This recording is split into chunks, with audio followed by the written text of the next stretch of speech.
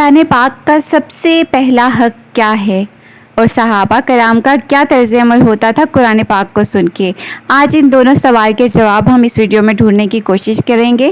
قرآن پاک کا سب سے پہلا حق یہ ہے کہ قرآن پاک پر ایمان لایا جائے۔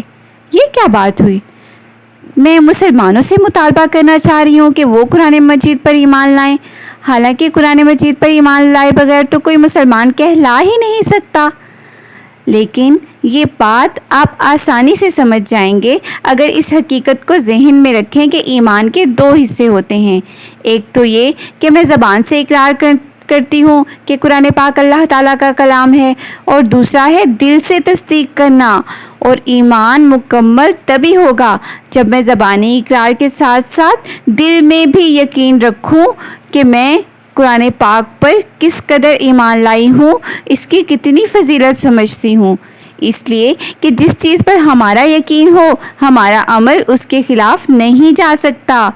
آپ کو معلوم ہے نا کہ آگ جلاتی ہے، اس لیے کبھی بھی آپ آگ میں انگلی نہیں ڈالیں گے، بلکہ آپ تو کوئی چیز اگر آپ کو معلوم ہو، آپ کو ہلکا سا ڈاؤٹ بھی ہو کہ وہ گرم ہوگی، تو آپ تو اس سے بھی محتاط ہو جائیں گے۔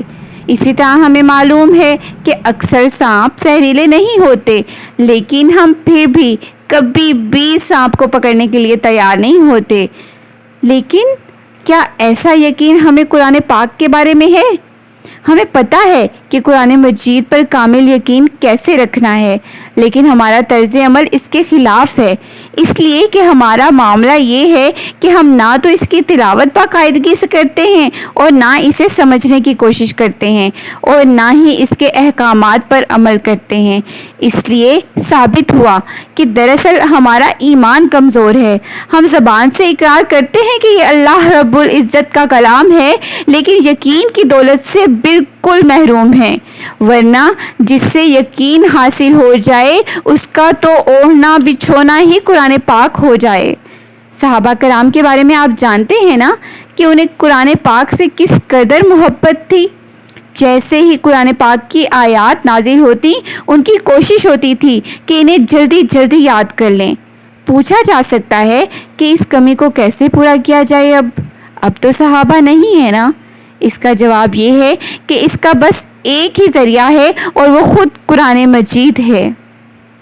جب ہمیں یقین ہو جائے گا کہ قرآن اللہ کا کلام ہے اور ہماری ہدایت کے لیے نازل ہوا ہے، تو پھر اس کے ساتھ ہمارے تعلق میں ایک انقلاب آ جائے گا۔ پھر ہمیں محسوس ہوگا کہ اس زمین کے اوپر اور آسمان کے نیچے قرآن پاک سے بڑھ کر کوئی دولت اور اس سے عظیم تر کوئی نعمت نہیں ہے۔